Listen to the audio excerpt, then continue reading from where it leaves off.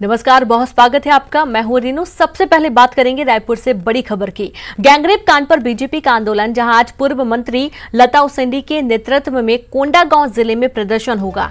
राजधानी में भी महिला मोर्चा प्रदर्शन करेगी और प्रदर्शन के बाद राज्यपाल को ज्ञापन भी सौंपा जाएगा। बीजेपी ने न्यायिक जांच की मांग की है।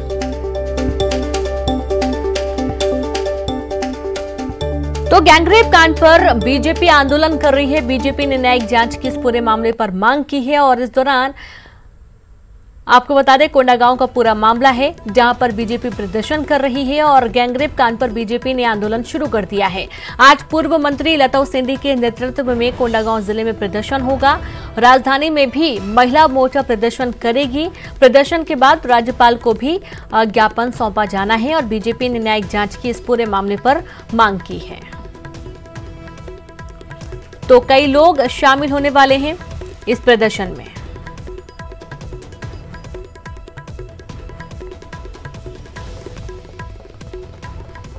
किसी बेटी के साथ में दुष्कर्म हो जाता है, उस दुष्कर्म को वो छोटी घटना मानते हैं, लेकिन उत्तर प्रदेश के अंदर कोई घटना होती उसको राजनीतिक रूप देने के लिए छत्तीसगढ़ में धरना प्रदर्शन जरूर करते हैं। लेकिन जिन बालिकाओं के साथ में, जिस परिवार के साथ में घटनाक्रम घटा, वहां वो सरकार के प्रतिनिधियों को संवेदना व्यक्त करने तक का समय नहीं रहा। जब से कांग्रेस की सरकार सत्ता में आई है, तब से दलितों, आदिवासियों, पिछड़ों और अन्य सभी वर्गों के खिलाफ हुए तमाम संज्ञेय अपराधों पर श्वेत पत्र जारी करे। वह बताए कि तमाम घटनाओं पर उसने क्या कार्रवाई की। दूसरा, केसगाल की घटना पर न्यायिक आयोग का गठन करे। इसके अलावा दुष्कर्म की सभी घटनाओं की न्यायिक जांच के लिए अलग से आयोग का गठन करे। कोंडागांव जिले में एक धरना का आयोजन हो रहा है। वहां पर हमारे जिले के लोग धरना पर बैठ रहे हैं और आगे बहुत जल्दी सभी जिला मुख्यालयों में महिला मोर्चा और अनुसूचित जनजाति मोर्चा के द्वारा धरना प्रदर्शन का। तो कोंडागांव में युवती से गैंगरेप और खुदकुशी मामले में पुलिस ने 2 नाबालिग सहित 5 आरोपियों को गिरफ्तार कर लिया, जबकि 2 आरोपी फरार हैं। तो वहीं मामले में लापरवाही बरतने वाले तत्कालीन थाना प्रभारी को भी निलंबित कर दिया गया है। बता दें कि करीब 3 महीने पहले युवती के साथ गैंगरेप की घटना हुई थी, जिसके बाद उसने खुदकुशी कर ली थी। तो वहीं परिजनों की गुहार के बाद भी थाना प्रभारी मामले को रफा दफा करने में लगे हुए थे। अब मामला तूल पकड़ने पर पुलिस जांच में तेजी आई और युवती के शव को बाहर निकालकर फिर से पोस्टमार्टम किया गया और इस पूरे मामले पर एक बार दोबारा से जांच बैठी थी। दर्ज कर लिया है, मर्ग इंटीमेशन ले लिया गया है। अभी तक 5 आरोपी को अपनी हिरासत में हम ले चुके हैं। इनमें से 2 नाबालिग हैं और 3 बालिग से जांच की जा रही है। अगर किसी भी प्रकार की कोई लापरवाही दिखेगी या कोंडागांव में दुष्कर्म का एक और मामला सामने आया। नाबालिग से रेप का मामला सामने आया, जहां पर पहले थाना प्रभारी ने मामला दर्ज नहीं किया। बाद में पुलिस ने मामला दर्ज किया और आरोपी को गिरफ्तार भी किया गया। तो कोंडागांव का पूरा मामला है, जैसा कि पहले 3 महीने पहले का मामला अभी गरमा रहा है और उसके बाद से पहले तो पुलिस ने कार्रवाई नहीं की, कोई मामला दर्ज नहीं किया, लेकिन बाद में पुलिस ने इस पूरे मामले पर संज्ञान लिया और एक आरोपी को भी गिरफ्तार किया गया।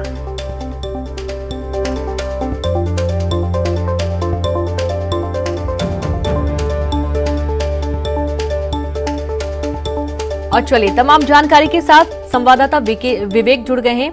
अब विवेक, कोंडागांव में जिस तरीके से 3 महीने पहले युवती के साथ रेप हुआ और उसके बाद उसने आत्महत्या कर ली थी, दोबारा से जांच हुई है और इस जांच के दौरान क्या कुछ सामने आया, ये बताएं और साथ ही ये भी बताएं कि बीजेपी इस पूरे मुद्दे को लेकर किस तरीके से प्रदर्शन करेगी। देखिए, अभी जिस तरीके से कल ओड़ा गांव का जो मामला था, जो 2.5-3 महीने पहले जिस युवती के साथ गैंगरेप हुआ था, उसी कल डेड बॉडी को मेडिकल कॉलेज भेजा गया फोरेंसिक जांच के लिए, लेकिन अभी तक उसमें जांच रिपोर्ट क्या निकली, क्या आई है, ये तो पता नहीं है अभी। लेकिन इस मामले में पुलिस अधिकारियों ने 5 आरोपियों को गिरफ्तार किया है, जिसमें से 2 नाबालिग हैं और 3 आरोपी बालिग हैं, वहीं 2 आरोपी फरार हैं। जिसमें से एक आरोपी के जो लोकेशन है पुलिस को ये मिली है कि वो रायपुर में कहीं पर काम करता है, और एक आरोपी जो है वो क्षेत्र के आसपास घूमता हुआ दिखा था, लेकिन अब उसकी मोबाइल बंद हो गई है। तो पुलिस लगातार जो 2 फरार आरोपी हैं उनको तो ट्रेस कर रही है।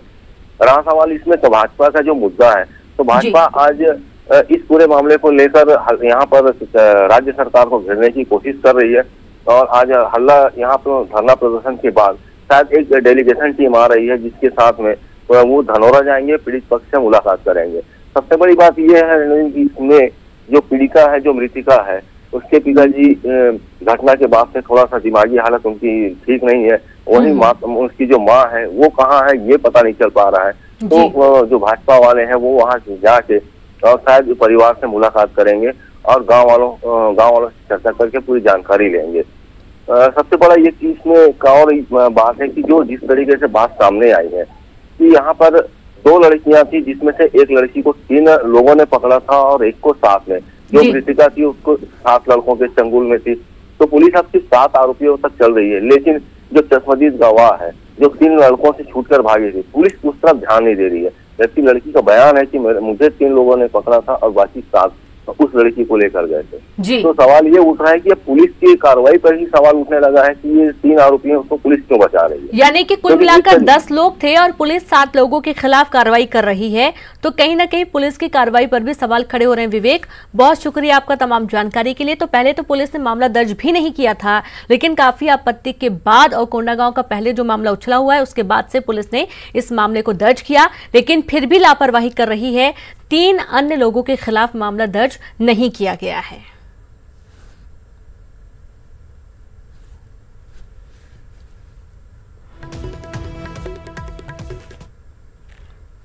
तो चलिए अगली खबर का रुख करते हैं, जहां पर मरवाही विधानसभा उपचुनाव आज जारी होगी अधिसूचना के साथ ही नामांकन भी शुरू हो जाएगा। 16 अक्टूबर तक नामांकन दाखिल होगा।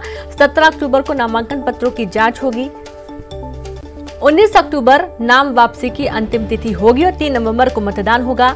10 नवंबर को मतगणना हो जाएगी, यानी कि 10 नवंबर को जो परिणाम है वो भी सामने आ जाएंगे। तो आज से चुनावी बिसात बिछनी शुरू हो गई है। अधिसूचना जारी होगी और इसके बाद नामांकन भी अब भरे जाएंगे। खबर रायपुर से है। कांग्रेस के प्रदेश चुनाव समिति की बैठक, मरवाही उपचुनाव के लिए बैठक, कांग्रेस प्रत्याशियों के चयन के लिए बैठक होगी और कांग्रेस के प्रदेश प्रभारी पीएल पुनिया और सीएम भूपेश बघेल भी बैठक में मौजूद रहेंगे। तो पीएल पुनिया आज शाम 4 बजे पहुंचेंगे रायपुर। शाम 7 बजे कांग्रेस चुनाव समिति की बैठक, पीसीसी चीफ मोहन मरकाम और चुनाव समिति के सदस्य इस बैठक में शामिल होंगे। चुनाव के मद्देनजर ये बैठक काफी अहम भी मानी जा रही है। कांग्रेस चुनाव समिति की बैठक में मुख्य रूप से मरवाही उपचुनाव के दौरान किसे चुनावी मैदान में उतारना है, जिसकी अच्छी पकड़ हो, जिसकी जनता के बीच में अच्छा सामंजस्य हो, जिसकी छवि अच्छी हो, और ऐसा चेहरा तलाशने की कोशिश इस चुनावी बैठक में होने वाली है।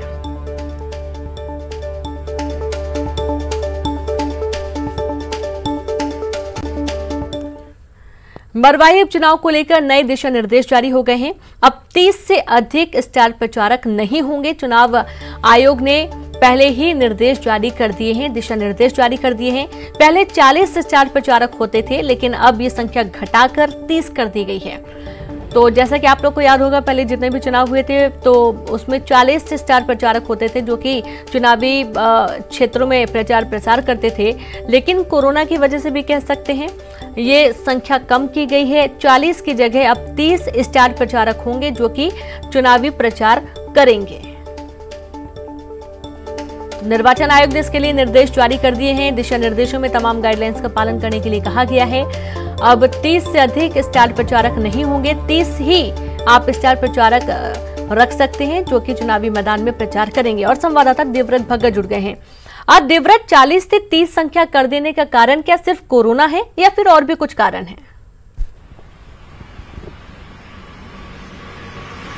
जी बिल्कुल, अगर स्टार प्रचारक मैदान में होते हैं तो निश्चित तौर पे लोगों की भीड़ बढ़ती है और शायद इसीलिए ये संख्या कम की गई है निर्वाचन आयोग द्वारा। पहले 40 स्टार प्रचारक होते थे जिनकी संख्या अब 30 कर दी गई है। और इसके अलावा आज से क्योंकि अधिसूचना भी जारी हो रही है और अधिसूचना जारी होते ही नामांकन की प्रक्रिया भी मरवाही उपचुनाव के लिए शुरू होनी है। छत्तीसगढ़ की वीआईपी सीट मरवाही है, लिहाजा सभी लोगों की नजरें इस वक्त इसी सीट पर हैं, बीजेपी, कांग्रेस और जोगी कांग्रेस की। और यकीनन काफी महत्वपूर्ण चुनाव भी है, क्योंकि केवल एक ही ऐसी सीट है पूरे प्रदेश में जहां पर उपचुनाव हो रहा है। लिहाजा सभी पार्टियां अपनी पूरी ताकत, पूरी जोर आजमाइश करती हुई नजर आएंगी। तमाम स्टार प्रचारक यहां पर मैदान में होंगे और क्योंकि सत्ता पक्ष में इस वक्त कांग्रेस है, इसलिए कांग्रेस की ये कोशिश होगी कि अपना दबदबा बरकरार रखे और मरवाही उपचुनाव में सीट जीत सके। दूसरी बात, जोगी कांग्रेस के पास इस वक्त अपना अस्तित्व बचाने का ये पूरा मसला है, क्योंकि पूर्व मुख्यमंत्री अजीत जोगी इस सीट से विधायक रहे हैं और ऐसे में जोगी कांग्रेस की ये कोशिश होगी कि जोगी कांग्रेस का ही प्रत्याशी यहां से चुनाव जीते। तीसरी बात बीजेपी की आती है, जहां पर बीजेपी के पास खोने के लिए कुछ नहीं है। अगर मरवाही सीट बीजेपी को मिलती है तो निश्चित तौर पे ये बीजेपी के लिए बोनस होगा, क्योंकि इससे पहले दंतेवाड़ा उपचुनाव हुआ था, वहां पर बीजेपी के काबिज विधायक थे, लेकिन बावजूद इसके कांग्रेस के हाथों बीजेपी को हार झेलनी पड़ी थी। लिहाजा बीजेपी के पास एक मौका अपने आप को साबित करने का, और इसलिए ये चुनाव काफी सियासी है, मोड भी काफी सियासी हो गया है, क्योंकि इसके साथ ही साथ जोगी की जाति का मामला फिर एक बार उछला है। ऋचा जोगी की जाति को लेकर के विवाद चल रहा है, तो जिस तरह से वीआईपी सीट है उस तरह से इसके साथ विवाद भी जुड़ रहे हैं। अब देखना होगा कि इनकी पूरी तरह से तैयारी क्या होती है, क्योंकि कांग्रेस आज अपनी चुनाव समिति की बैठक कर रही है, जिसमें पीएल पुनिया प्रदेश प्रभारी शामिल होने वाले हैं। आज शाम 4 बजे रायपुर पहुंचेंगे और तकरीबन 7 बजे ये बैठक होगी, जिसमें मुख्यमंत्री भूपेश बघेल शामिल होंगे, पीसीसी अध्यक्ष मोहन मरकाम शामिल होंगे और प्रत्याशियों के नाम पर मंथन होगा। आधा दर्जन से ज्यादा दावेदारों की लिस्ट उनके पास है, जिसमें से तकरीबन 3 से 4 नामों का पैनल तैयार किया जाएगा और उसके बाद ये केंद्रीय चुनाव समिति के पास भेजा जाएगा और जल्द ही प्रत्याशियों के नाम का ऐलान भी हो सकता है। जी बिल्कुल, बहुत शुक्रिया आपका देवव्रत तमाम जानकारी के लिए। तो जल्द ही प्रत्याशियों के नामों का ऐलान भी हो जाएगा। नए दिशा निर्देश जारी कर दिए गए हैं, तो कहीं ना कहीं भीड़ को कम करने के लिए स्टार प्रचारकों की संख्या में कमी की गई है।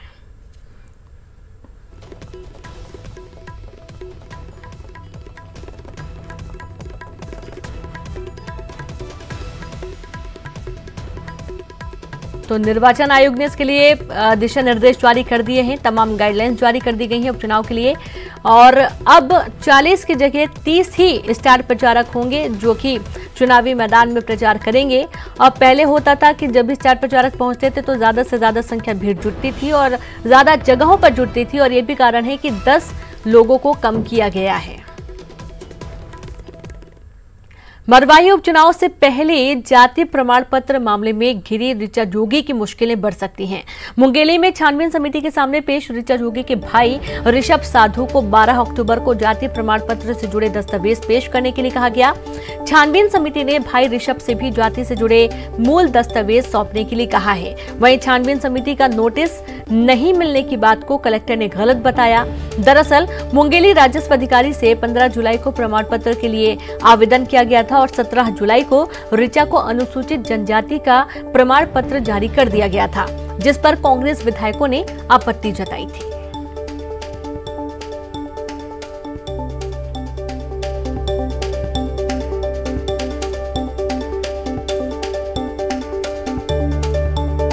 तो जातीय प्रमाण पत्र को लेकर मूल दस्तावेज वो मेरा ही डाला है ना, क्योंकि मैं नहीं आता था हर काम करने के लिए, इसके लिए मोबाइल मुझे सिर्फ यहाँ पे जवाब देने के लिए अधिकृत किया गया। जिला स्तरीय सत्यापन समिति ने 3 दिन का उसको समय दिया है। एक दिन रविवार है, इसलिए उनको फिर उनका अनुरोध किया, तो 12 तारीख को 5 बजे तक उन्हें समय दी गई है और 5 बजे के पहले उनको अपना पक्ष रखना होगा। उसके बाद समिति फिर अपना आगे का जो निर्णय है वो तीनों जगह यही पता लिखा है। तो जो हमारे सत्यापन समिति है, इसी कारण उन्होंने जहां पता लिखा था वहां पर उन्होंने तामील कराया है। तो इसमें यह कहना बिल्कुल गलत है या फिर उचित नहीं है कि ब्रेक के बाद एक बार फिर से आप सभी का स्वागत है। जांजगीर चांपा से खबर, जहां पर नहर में मछली पकड़ने गए 2 युवकों की मौत हो गई। पुल के पास संदिग्ध हालत में दोनों युवकों के शव बरामद किए गए हैं। ग्रामीणों ने पुलिस को सूचना दी। मृतक युवकों का नाम गंगाराम धनवार और विनोद धनवार है। अकलतरा थाना इलाके के ग्राम कोटमी सोनार की यह पूरी घटना है, जहां पर मछली पकड़ने गए 2 युवकों की संदिग्ध हालत में शव बरामद हुआ है और पुलिस इस पूरे मामले की जांच में जुट गई है। तो ग्रामीणों ने इस पूरे मामले की जानकारी पुलिस को दी। पुलिस मौके पर पहुंची, शव को कब्जे में लिया गया। अब इनकी मौत कैसे हुई है, ये पूरा मामला जांच का विषय बना हुआ है। तो 2 ग्रामीण हैं जो कि पहुंचे हुए थे मछली पकड़ने के लिए और दोनों का शव संदिग्ध हालत में बरामद हुआ है। ग्रामीणों की सूचना के आधार पर पुलिस मौके पर पहुंची और मामले की छानबीन में जुट गई है। दोनों युवकों के नाम गंगाराम धनवार और विनोद धनवार है। संवाददाता रोहित जुड़ गए हैं। रोहित, कैसे इनकी मौत हुई? रीनू, देखिए, पूरा मामला अकलतरा थाना क्षेत्र के ग्राम कोटमी सोनार का है और ये लोग हमेशा मछली पकड़ने के लिए जाते थे। आज भी ये लोग मछली पकड़ने के लिए गए थे। अभी यही पुलिस के लिए भी ये सिरदर्द बनी हुई है, क्योंकि इनके जो शव मिले हैं वो संदिग्ध हालत में मिले हैं। तो निश्चित तौर पर रीनू, ये एक बड़ा जांच का विषय रहेगा, क्योंकि शव संदिग्ध हालत में मिले हैं और मछली पकड़ने गए थे। अब सवाल ये भी है जांच का विषय कि क्या यह मछली करंट डाल के पकड़ रहे थे या किसी ने इनकी हत्या कर दी। ऐसा क्या हुआ कि किसी जहरीले ने काटा तो जहरीले सर्प ने अगर काटा हो या कुछ ने काटा हो तो एक को काटता, लेकिन 2 लोगों की एक साथ एक ही जगह और संदिग्ध हालत में शव कहीं न कहीं एक सवालिया निशान है और पुलिस के लिए भी ये गुत्थी सुलझाना जरूरी रहेगा रीनू। तो कुल मिलाकर के कहा जा सकता है कि एक काफी अनसुलझी गुत्थी है और इसे लोग काफी आक्रोशित भी हैं और एक सनसनी भी फैला हुआ है, क्योंकि वहां बहुत सारे लोग जाते हैं। लेकिन ये पहली बार ऐसा हुआ है कि संदिग्ध हालत में और बाकायदा पानी के नीचे उनकी शव मिली है। जी रीनू। अब विकास, रोहित यहाँ पर क्या समझे, क्या पानी में डूबने से मौत की पुष्टि या फिर कोई चोट के निशान है, किसी ने मारा है, ऐसी कोई जानकारी? रीनू, देखिए, पुलिस के अधिकारियों से जब हमने चर्चा की तो उनका भी यही कहना है कि मामले की जांच की जा रही है और हर पहलू पर जो है बारीक से जांच की जा रही है, क्योंकि लाश संदिग्ध हालत में मिली है। अब ये पोस्टमार्टम रिपोर्ट से स्पष्ट होगा कि कहीं इनकी गला दबाई गई है। बिल्कुल, या फिर नजर बना के रखे रोहित, आपसे आगे भी जानकारी लेंगे। बहुत शुक्रिया आपका तमाम जानकारी साझा करने के लिए। दंतेवाड़ा से खबर, जहां पर आईडी की चपेट में आया ग्रामीण दंपति। गुट से टेटम की पंगडंडियों में नक्सलियों ने लगाया था आईडी और रिश्तेदारों से मिलने जा रहा था दंपति। आईडी के ब्लास्ट में दंपति घायल हो गए और जवानों को नुकसान पहुंचाने के लिए नक्सलियों ने आईडी लगाया था। कटे कल्याण थाना इलाके का पूरा मामला है। संवाददाता अब्दुल हमीद जुड़ गए हैं। अब्दुल, आईडी ब्लास्ट में दंपति घायल हुए हैं, उनकी क्या स्थिति बनी हुई है और जानकारी है कि जवानों को नुकसान पहुंचाने के लिए आईडी लगाया गया था? यहाँ बिल्कुल नक्सली इन दिनों जिस तरीके से पुलिस यहाँ पर सफलताएं हाथ लग रही है, पुलिस को सरेंडर हो रहे हैं, समर्पण किए जा रहे हैं, तो वहीं नक्सली बौखलाहट में और कटे कल्याण थाना क्षेत्र के जो टेटम और गुटसे का इलाका है वह नक्सली आधार वाले इलाके हैं। यहाँ पर नक्सलियों ने जो जवानों को नुकसान पहुंचाने के लिए प्रेशर आईडी यहाँ पर प्लांट किया था और उसी के उसमें जद में आकर जो गुटसे से टेटम जा रहे थे दंपत्ति कटे कल्याण एरिया के, वहां इसकी चपेट में आ गए और गंभीर रूप से घायल हो गए। हालांकि जैसे ही पुलिस को इसकी सूचना मिली, पुलिस मौके के लिए रवाना हो चुकी है और बताया जा रहा है गंभीर रूप से दंपत्ति घायल है, उन्हें जिला अस्पताल लाने की तैयारी पुलिस कर रही है। जी चलिए, बहुत शुक्रिया आपका अब्दुल तमाम जानकारी के लिए। तो घायलों को अस्पताल पहुंचाया जा रहा है। हालांकि जो हालत है वो खतरे से बाहर है, लेकिन हाँ, चोट जरूर उन्हें आई है। खबर जबलपुर से, जहां पर मरीज ने खुदकुशी करने की कोशिश की। मेडिकल कॉलेज में खुदकुशी की कोशिश की गई। दूसरी मंजिल से मरीज ने छलांग लगा दी और गंभीर हालत में अस्पताल में भर्ती किया गया। वेंटिलेटर पर है मरीज। इसके पहले 3 बार मरीज अस्पताल में ही आत्महत्या की कोशिश कर चुका है। एक मरीज की मौत भी हो चुकी है। अब बार बार आत्महत्या करने की कोशिश के कारण क्या है, ये भी जांच का विषय है। मरीज ने खुदकुशी करने की एक बार फिर से कोशिश की थी। दूसरी मंजिल से छलांग लगाने की कोशिश की और हालांकि उसे कई गंभीर चोट आई है, अस्पताल भर्ती किया गया है। इसके पहले भी 3 बार आत्महत्या करने की कोशिश मरीज ने की थी।